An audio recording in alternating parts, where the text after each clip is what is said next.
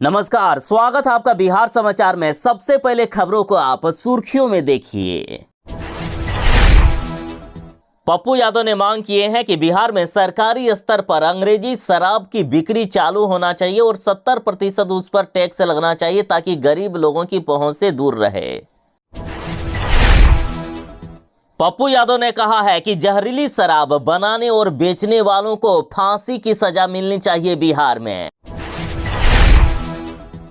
मुकेश सहनी ने कहा है कि नीतीश कुमार जी ने शराबबंदी लागू करके लाखों लोगों को मौत के घाट उतार दिया है। नीतीश कुमार को अपने पद से इस्तीफा देना चाहिए। बिहार में गिर गया है तापमान। बिहार में ठंड का एहसास होने लगा है। रजाई कंबल रखें तैयार, पड़ने वाली है इस बार भयानक ठंड। साथ ही बिहार में बारिश का अलर्ट जारी किया गया। बिहार को बड़ी सौगात मिल गई है। पटना बेतिया हाईवे के लिए 1712 करोड़ के प्रोजेक्ट को केंद्र सरकार ने मंजूरी दे दी। बिहार में जहरीली शराब से लोग मर रहे हैं तो जनता ने अब नीतीश कुमार जी से कहा है कि या तो शराब ढंग से लागू करिए, नहीं तो सबको जहर देकर मार डालिए। बिहार में ड्यूटी के दौरान यदि पुलिस कर्मियों की मौत हुई तो उनके परिवार को मिलेंगे 2 करोड़ 30 लाख रुपए। मुखिया, सरपंच और वार्ड सदस्य के लिए सरकार ने फैसला किया कि बिहार में 6 महीने तक जेल में रहने वाला व्यक्ति चुनाव नहीं लड़ पाएगा। मुखिया, सरपंच और वार्ड सदस्य का अब ये लीजिए कि बिहार में बाढ़ में बह गए हैं 512 करोड़ के तटबंध। जल संसाधन विभाग की रिपोर्ट में खुलासा हुआ। झारखंड चुनाव को लेकर बड़ी खबर है। झारखंड में एनडीए और महागठबंधन में सीट बंटवारा हो गया है। झारखंड में बीजेपी को हराने के लिए हेमंत सोरेन जी ने महिलाओं को प्रत्येक महीने 2500 रुपए देने का ऐलान किया है। साथ ही घरेलू उपभोक्ताओं के सारे बिजली बिल माफ कर दिए गए हैं और भी कई अन्य योजनाओं की शुरुआत की गई। रांची में बैठे तेजस्वी यादव को हेमंत सोरेन जी ने दे दिया है बड़ा झटका। आरजेडी से बिना बात किए सीट शेयरिंग का ऐलान कर दिया गया। तो आज बिहार और देश की बड़ी खबरों को विस्तार से बात करेंगे। इससे पहले आपसे एक छोटी सी अनुरोध है, कृपया वीडियो को एक प्यारा सा लाइक अवश्य कर दीजिएगा। आपका लाइक करना ही हमारी मेहनत का फल होता है। बिहार में जहरीली शराब से लाशें बिछ गई है। चारों तरफ चीख पुकार मचा हुआ है। बिहार में जहरीली शराब से मौत का तांडव हो रहा है। सरकारी आंकड़ों के अनुसार 60 से भी ज्यादा लोगों की मौत हो गई है। असलियत में 200 से भी ज्यादा लोग मर गए हैं। और इन सब के बीच पप्पू यादव ने कहा कि जहरीली शराब बनाने और बेचने वालों को फांसी होना चाहिए। पप्पू यादव ने कहा है कि बिहार में शराबबंदी मात्र मजाक बनकर रह गया है। नीतीश कुमार जी कहते हैं कि शराब पियोगे तो मरोगे, लेकिन बिहार में कौन ऐसा अधिकारी है जो शराब नहीं पी रहा है? अब तो बिहार में ड्रग्स का भी प्रचलन बढ़ गया है। पप्पू यादव ने कहा है कि जो भी बिहार में जहरीली शराब बनाते हुए या बेचते हुए पकड़े जाए उन्हें फांसी की सजा देना चाहिए। और बिहार में शराबबंदी में बदलाव करने की अब जरूरत है। सरकारी स्तर पर अंग्रेजी शराब की बिक्री होना चाहिए बिहार में और 70% उस पर टैक्स लगा दिया जाए ताकि गरीब लोगों की पहुंच से ये दूर रहे और 30 वर्ष से कम उम्र के लोगों को शराब नहीं मिले। जहरीली शराब के लिए और कड़े कानून बनाने की जरूरत है। सीधी फांसी लगा देना चाहिए जो जहरीली शराब बेचेंगे। अब आप पप्पू यादव की बातों से कितना सहमत हैं, कमेंट में जरूर बताइएगा। बिहार सरकार ने बड़ा फैसला किया है कि 6 महीने से ज्यादा समय तक जेल में रहने वाला अब नहीं बन पाएगा मुखिया।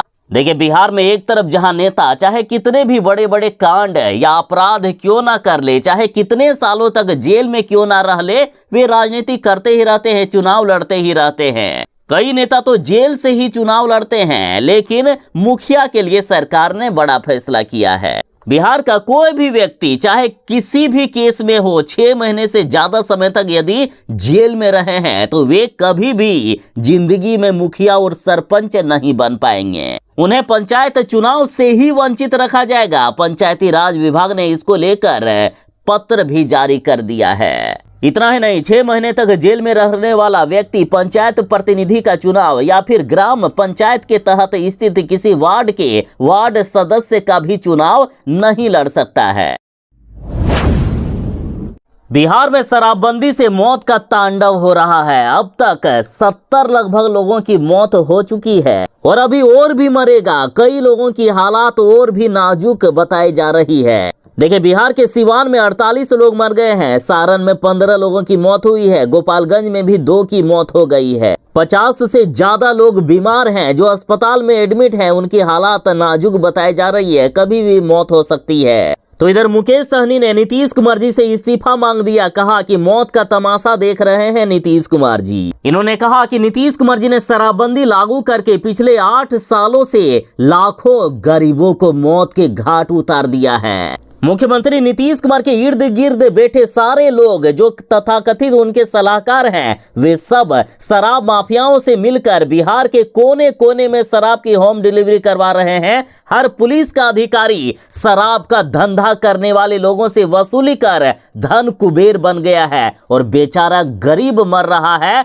उनकी साजिश के तहत हत्या की जा रही है। अतः नीतीश कुमार जी को इन मौतों का जिम्मेदारी लेते हुए उन्हें अपने पद से इस्तीफा देना चाहिए। बिहार में जिस तरह से जहरीली शराब पीकर लोग मर रहे हैं, उसको लेकर लगातार शराबबंदी को खत्म करने की मांगे हो रही है। साथ ही जनता कह रही है कि या तो नीतीश कुमार जी शराब ढंग से बंद करे, नहीं तो यदि इतना ही उनको लोगों को मारने का शौक है तो सबको जहर देकर मार डाले। जहरीली शराब से जिस तरह से मौतों का आंकड़ा बढ़ते ही जा रहा है, लोगों का आक्रोश भी अब बढ़ता हुआ दिख रहा है। एक तरफ जहां बिहार में लाशों का ढेर बिछ गया है, बिहार में लोगों का चीख पुकार चारों तरफ गूंजने लगा है, तो वहीं नीतीश कुमार हाय हाय के नारे भी लगातार गूंजने लगे हैं। नीतीश कुमार मुर्दाबाद के नारों से गूंज उठा है बिहार। तेजस्वी यादव का कहना है कि बिहार में शराब पीकर लोग मरे नहीं हैं, उनकी हत्या की गई है। तेजस्वी यादव ने नीतीश कुमार जी को और बिहार सरकार को इसका जिम्मेदार ठहराया। झारखंड में 13 और 20 नवंबर को चुनाव होने वाला है। 23 नवंबर को चुनाव का रिजल्ट आ जाएगा। नीतीश कुमार की पार्टी और तेजस्वी यादव की पार्टी भी झारखंड विधानसभा का चुनाव लड़ रही है। देखिए, झारखंड की 81 विधानसभा सीटों में से 70 सीटों पर जेएमएम और कांग्रेस ने सीट बंटवारा कर लिया है। इसके अलावा बाकी बची हुई सीटों पर आरजेडी, सीपीएम, माले और उनके अन्य सहयोगी चुनाव लड़ेंगे। यानी कांग्रेस और झामुमो 70 सीटों पर चुनाव लड़ने वाले हैं। तो वहीं एनडीए की बात करें तो देखिए, झारखंड में बीजेपी 68 सीट पर, ऑल झारखंड स्टूडेंट यूनियन यानी आजसू 10 सीट पर, नीतीश कुमार की पार्टी जदयू 2 सीट और चिराग पासवान की पार्टी लोजपा 1 सीट पर चुनाव लड़ेगी। बाकी आपको क्या लगता है, झारखंड में किनकी सरकार बन सकती है? कमेंट में जरूर बताएं। बिहार सरकार ने बड़ा फैसला किया है कि ड्यूटी के दौरान अगर पुलिस कर्मियों की मौत हो गई तो उनके परिवारजनों को मिलेंगे 2 करोड़ 30 लाख रुपए। देखिए, बिहार पुलिस और बैंक ऑफ बड़ौदा के बीच एक समझौता किया गया है, जिसका मुख्य उद्देश्य बिहार पुलिस के कर्मियों और उनके परिवार को बेहतर बैंकिंग और बीमा सेवा प्रदान करना है। और अब बिहार पुलिस के सेवारत कर्मियों को मिलने वाली राशि बढ़ाई गई है। देखिए, दुर्घटना होने पर अधिकतम 2 करोड़ 30 लाख रुपए तक मिलेंगे। वहीं अस्थायी रूप से पूर्ण विकलांगता पर 1.5 करोड़ का प्रावधान किया गया है। पहली बार बिहार पुलिस के सेवारत कर्मियों को सामान्य मृत्यु होने पर 20 लाख का प्रावधान भी शामिल किया गया है और इसमें आत्महत्या करने पर भी ये राशि मिलने वाली है। पड़ोसी राज्य झारखंड में नीतीश कुमार और तेजस्वी यादव की पार्टी भी चुनाव लड़ रही है। तो आखिर झारखंड में कौन सी पार्टी जीत सकती है? कौन सी पार्टी ने जनता के लिए क्या कुछ ऐलान किया है? तो देखिए, झारखंड में महिलाओं को हेमंत सोरेन जी ने बड़ा गिफ्ट दिया है। देखिए, महिलाओं को झारखंड में जिनकी उम्र 18 से लेकर 50 साल तक है, उनको 2500 रुपए प्रत्येक महीना करके हेमंत सोरेन जी ने देने का ऐलान किया है। फिलहाल अभी 1000 रुपया करके प्रत्येक महीना महिलाओं को मिल रहा है और इसके लिए हेमंत सोरेन जी ने मुख्यमंत्री मैया सम्मान योजना की शुरुआत किए हैं। तो इधर मोदी जी ने इस योजना को कंपटीशन देने के लिए गोगो दीदी योजना की शुरुआत की, जिसके तहत प्रत्येक महीने 2100 रुपया करके महिलाओं को दिया जाएगा। हालांकि इसमें अभी 1 रुपया भी महिलाओं को नहीं मिलने वाला है। यदि चुनाव के बाद एनडीए की सरकार बनेगी तब ये पैसे मिलेंगे, लेकिन हेमंत सोरेन जी अभी से ही 1000 रुपया करके महिलाओं को दे रहे हैं। साथ ही हेमंत सोरेन जी ने झारखंड के घरेलू उपभोक्ताओं के सारे बिजली बिल माफ कर दिए हैं, जिसका जितना भी बिजली बिल बकाया था, चाहे लाख 2 लाख ही क्यों ना हो, सारा का सारा बिजली बिल माफ कर दिया गया है। तो आपको क्या लगता है, झारखंड में किनका माहौल है, आखिर किनकी सरकार बन सकती है, कमेंट में बताएं।